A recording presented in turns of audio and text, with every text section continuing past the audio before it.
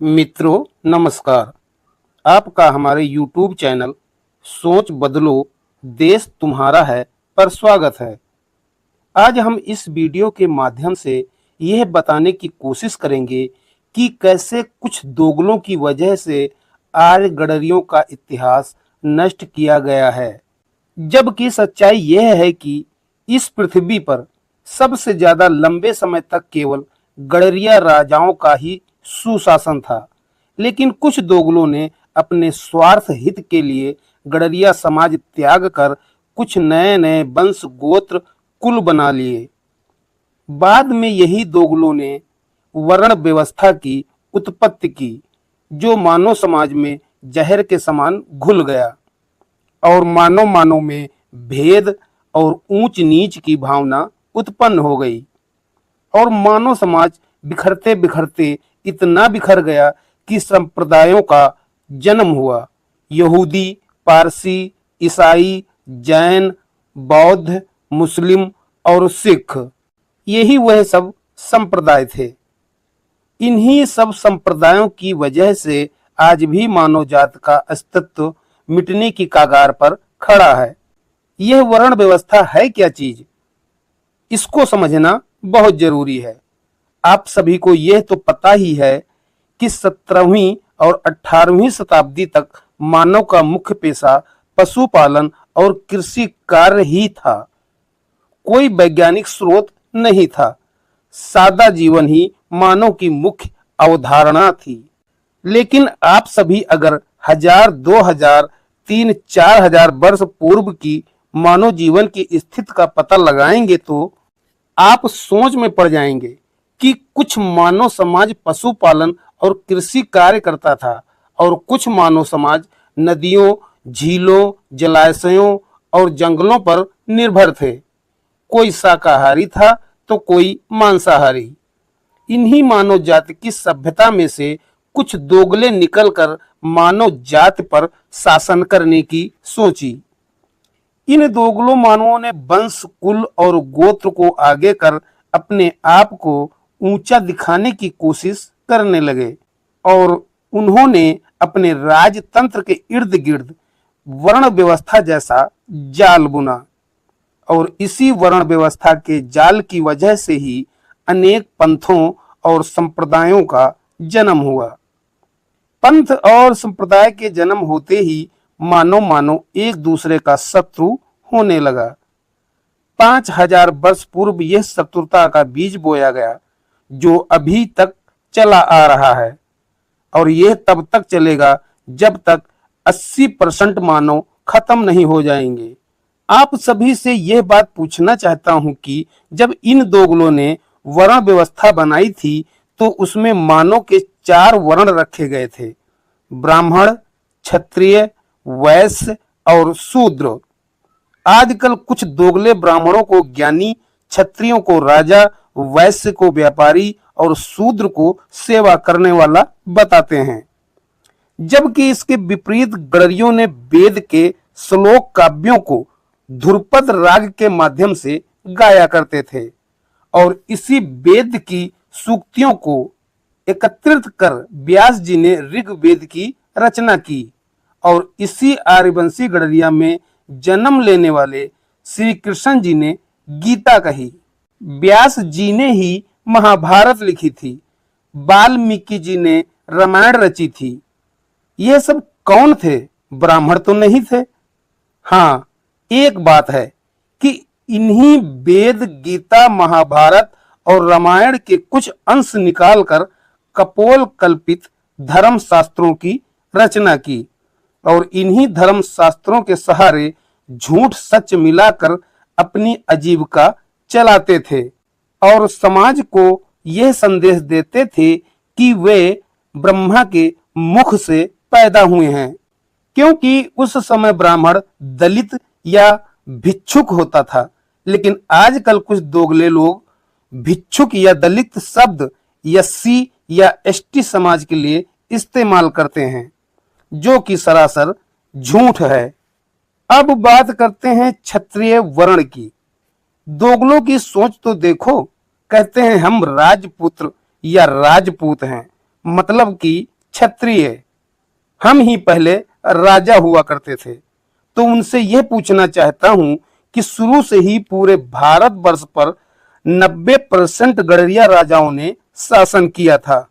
इन्हीं आर गडरियों के वंश और गोत्रों से गोंड, निषाद, कुर्मी, लोध, यादव, गुर्जर, जाट, सिख जट यानी अरोड़ा खत्री, मुराव, कोरी, काछी और पल्लव वंशी कुरुम्बा, गडरिया या कन्नाडिगा कर्म जातियां इत्यादि कर्म जातियों का उदय हुआ। ये सभी कर्म जातियां पशुपालन और कृषि कार्य से ही जुड़ी थी और एक विशेष क्षेत्र या क्षेत्रीय भूभाग पर कृषि कार्य करने व पशुपालन करने वाले क्षेत्रीय शब्द से ही क्षत्रिय कहे जाते थे। आज का जितना भी ओबीसी समाज है वह सब का सब केवल पशुपालन और कृषि पर ही निर्भर है और यही किसी क्षेत्रीय के क्षेत्र के भूस्वामी होने की वजह से उन्हें क्षत्रिय कहा जाता है, न कि 8वीं शताब्दी में एक मनगढ़ंत कहानी रचकर कि हम आबू पर्वत पर यज्ञ किए और उस यज्ञ की अग्नि से हम क्षत्रिय राजपूतों का उदय हुआ। कहीं आग से मनुष्य जन्मते हैं, लेकिन झूठ बोलने पर क्या जाता है। अब बात वैश्य की भी कर लेते हैं। आजकल का वैश्य अपने आप को बनिया, लाला, कायस्थ समझता है। कहता है कि हम पैदा ही हुए हैं कलम चलाने और हिसाब किताब की खातिर। इन लोगों से यह पूछा जाए कि 3-4 हजार वर्ष पूर्व कोई लिपि नहीं थी, कोई बहुत बड़ा आदान प्रदान या व्यापार नहीं होता था। बस कुछ आर्य गडरियों के राजाओं ने अपने अनाज कोष की देखभाल या राज दरबार में चमचागिरी करने के लिए कुछ अर्दली यानी कर्मचारी रखे थे, जो समय समय पर ये लोग राजा की सेवा में लगे रहते थे और वहीं पड़े पड़े जीवन काट देते थे। न पशुपालन की आवश्यकता और न ही कृषि कार्य करने की आवश्यकता, केवल जी हजूरी में ही जीवन बिता दिया करते थे। अब आप ही बताइए कि आज के कुछ दोगले ये कहते फिरते हैं कि चारों वर्णों में शूद्र केवल सेवा करने के लिए पैदा हुआ है, जो कि यह सरासर गलत है। और आज के समय दोगले लोग एससी और एसटी को शूद्र मानते हैं, जबकि इसके विपरीत ये एससी और एसटी समाज के लोग जैसे भील, डोम, किरात, निषाद, मल्लाह, चमार, पासी इत्यादि ये सभी कर्म जातियां जंगलों या नदियों के सहारे अपना जीवन यापन करते थे। इनको राजा के राजतंत्र से कोई मतलब नहीं था। तो फिर ये सब किसी की सेवा अगर नहीं करती थी तो शूद्र वर्ण के कैसे हुए। ये तो सभी आजाद पंछी की भांत जीवन गुजारते थे। अब सोचने वाली बात यह है कि आखिर में शूद्र कौन हुआ। वह जो आर्य गडरियों राजाओं के यहाँ चाकरी या सेवा करते थे, या वे लोग जो जंगलों, नदियों, झीलों के सहारे अपना जीवन निर्वाह करते थे। तो बात पूरी तरह से साफ हो जाती है कि शूद्र तो उसी को कहा जा सकता है जो राजा के यहाँ चाकरी या चमचागिरी करते थे। यानी आज का बुद्धिजीवी, हिसाब किताब में माहिर, चिल्हार या चील जात के लोग, साधारण शब्दों में होशियार जात के लोग कह सकते हैं। देखा जाए तो वर्ण व्यवस्था की सच्चाई कुछ ऐसी ही है। आज का संपूर्ण ओबीसी समाज जैसे गडरिया, गुर्जर, अहीर, जाट, कुर्मी, कुनबी, मुराव, कोयरी, काछी, निषाद और गोंड ये सभी चरवाहे थे, यानी गडरिया या कृषक होते थे, और यही लोग क्षत्रिय और राजा होते थे। तब कोई राजपूत पैदा नहीं हुआ था। 8वीं शताब्दी तक भारत एक सोने की चिड़िया कहा जाता था। उस समय तक भारत में 4 प्रकार के जीवन जीने की प्रणाली थी। पहला पशुपालन और दूसरा कृषि कार्य। ये दोनों कार्य गडरिया, आभीर, आहिर, गुर्जर, जाट, कुरम्बा गडरिया यानी कुर्मी, लोध, कोयरी, कांची, मुराव, जाट और आजकल जट सिख इत्यादि। तीसरा था समुद्र, नदियों और झीलों के सहारे जीवन जीने की प्रणाली। इसमें निषाद, मल्लाह, मांझी, केवट, मछुआरा ये सभी होते थे। चौथे थे जंगलों पर आश्रित जीवन जीने की प्रणाली। इसमें भील, किरात, डोम एवं कुछ आदिवासी जातियां इत्यादि। मानव का ऐसा जीवन 8वीं शताब्दी तक चलता रहा, लेकिन भारत का दुर्भाग्य यह रहा कि इसी भारत के दोगले मानवों ने राजस्थान के आबू पर्वत पर एकत्रित होकर एक यज्ञ किया और प्रण किया कि राज सत्ता का सुख हम ही भोगेंगे, और इसी सहमत के आधार पर राजपूत का जन्म होता है। अब इन राजपूतों ने मार काट और लड़ाई द्वारा भूमि स्वामी कृषकों को उनकी ही भूमि से बेदखल करने लगे, और एक समय ऐसा आया कि संपूर्ण कृषकों की भूमि पर राजपूतों का राज हो गया। 200 वर्षों के लगभग यानी 9वीं शताब्दी से 11वीं शताब्दी तक एक छत्र इन राजपूतों ने राज्य किया। लेकिन कहते हैं समय बदलता जरूर है। 11वीं शताब्दी में विदेशी आक्रमण शुरू हो गए। मोहम्मद गौरी, मोहम्मद गजनबी ने भारत को खूब लूटा खसोटा और राजपूतों को भी काफी नुकसान पहुंचाया। अब इसके बाद तो विदेशी आक्रमण आम हो गए। इसी समय के लगभग बाबर और हुमायूं भी भारत की धरती पर कदम रखता है। इनके पास भारी भरकम सैन्य बल होने से राजपूत ढीले पड़ जाते हैं। भारत में मुगल सत्ता काबिज हो जाती है। लेकिन इन दोगले राजपूतों को राज सुख की इच्छा इतनी प्रबल होती है कि इन्होंने मुगलों के साथ रोटी बेटी का संबंध तक बना लिए और मुगलों के सामंत बनकर भारतवासियों पर क्रूरता करने लगे।